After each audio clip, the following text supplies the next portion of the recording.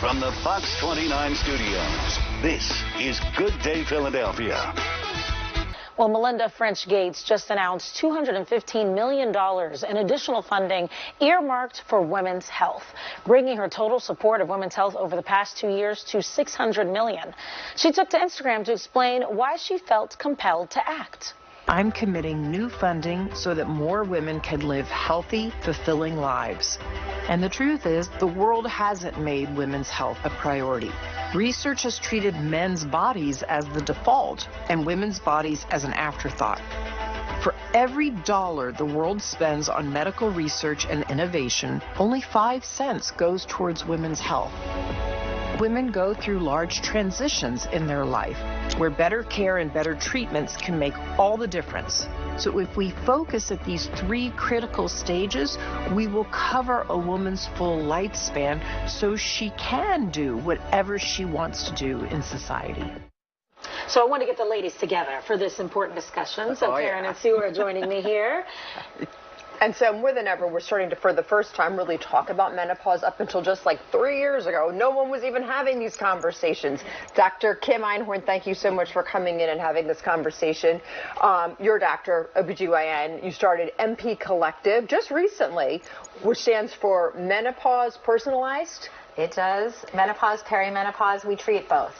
So it's so important what's happening. You could go to the doctor just a couple of years ago. It would never be brought up. Women were taught to suffer. It's just a part of going through life. Right. And you don't even know. You don't even know what these symptoms are. You would be like, my heart's racing. And we're just starting to talk about this. So what should this money go to?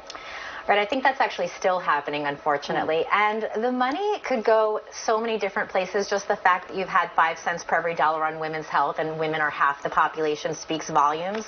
So I really feel like this money needs to go into research to find out what happens to women in midlife, cardiovascular, brain health, to find out what happens on hormone therapy in the long term. But really, we have to educate the providers to be able to give these patients the information that they need, and the patients. We need to start an awareness campaign so the patients actually recognize the symptoms of perimenopause that aren't necessarily the hot flashes and the night sweats, but the mood things and everything else. So and you've even talked about, because at first the focus was on menopause. Now folks more and more are talking about perimenopause, but you even say women, before they even reach that, there are things that can be done and should be done before you even get to that point. Right. Why is that? That's where the awareness comes in. If we can get women to understand how to build their muscle and bone and prepare in their 20s and 30s and 40s for the transition of perimenopause in their 50s and 60s, they'd be setting themselves up so much better for their long-term health.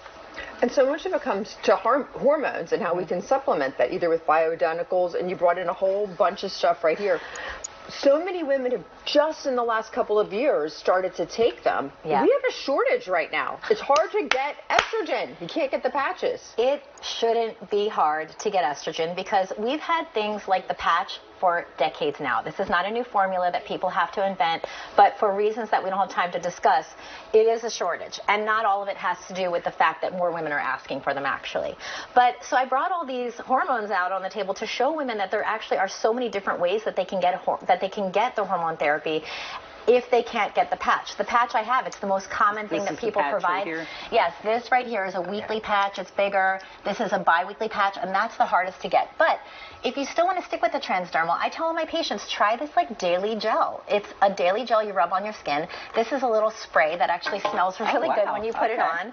And this one here. Yeah, it's called Viva Mist. You spray it on 1, 2, or 3 clicks right onto your arm. Smells really good. It's great. Dries right away.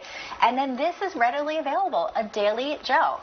But one more thing I want to say is that there's oral forms of estrogen, and these are the things that are very not commonly prescribed, and there's probably many reasons why, but oral estrogen is actually safe for women to take if they don't have a predisposition for blood clotting or heart disease or things like that.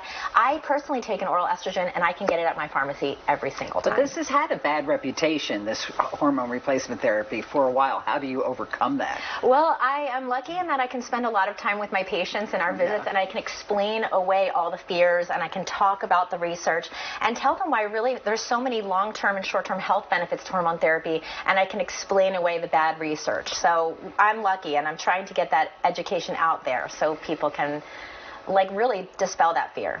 And there was one more category on this side. So this is all vaginal hormones. And even lately, the shortage has actually expanded from not only patches to women not being able to get their progesterone, and now I'm seeing women not being able to get their vaginal estrogen, which is this cream, the most prescribed. So there are little tiny pills called Invexi that you can get. There's and then there's Intrarosa, and then there's even a vaginal ring called Femring, which not only supplies vaginal estrogen but systemic hormone therapy. So you get a 2-in-1. There's a million different options. You should not go without your hormones just because you can't get the patch. So, I know it's a lot to take in. My patients' heads are usually spinning when I talk. Right. Well, I think you probably need a couple of visits to really, you have the first visit and then you have to come back and ask your questions and get them answered. Because I think the other thing you're probably fighting is Dr. Google, how we get information but also misinformation when we're searching online. And training the people that we go to ask the questions. Right? I do a lot of training to physicians in the area, local OBGYNs and internists, about how to prescribe hormone therapy and how to talk to your patients to really dispel those fears and myths. Because I don't think doctors get that training. Is it like like one day or something? Like, here's menopause, and it's something I don't think that people. Doctors initially didn't get a lot of training on it, so they're not, talking about it with their patients. It's not on their radar unless there's like a big problem. The study, the Women's Health Initiative, that was released in 2002 was really what scared all patients off taking it and all doctors off prescribing it. I started residency in 2003. So imagine, if there's we're not prescribing it anymore. There was really no education around it. And now I'm hoping that's all going to change, but I think it is a little slow process. Because they basically sort of got it wrong. They looked at the data, and what we realized when we had more data was that it wasn't really what it showed. The data applies to a certain group of people that started at an older age. The average age of the patient in the Women's Health Initiative was 63. Women going through perimenopause with the symptoms are late 40s, early 50s, and to extrapolate that data to apply to those younger women was the incorrect part. Well, hopefully this donation will be, part of the change that we need to see and get this ball rolling on the many different facets of this. Yeah, she's my hero. And I think also just one last thing is that people, it really starts a lot younger. It's something you want to be thinking about in your 30s. It's not like an old woman problem. This is something as a 30-year-old woman you should be thinking and doing stuff. Women absolutely start to experience symptoms of perimenopause even in their mid-30s. So I commonly have patients come in and their their periods have changed. They're starting to experience anxiety, PMS, exaggeration symptoms. So, it absolutely starts. It should be on your mind, and it's something you should talk to your doctor about early. Thanks, doctor. Take care of yourself. Yeah. Thank you for helping us have the conversation. My pleasure.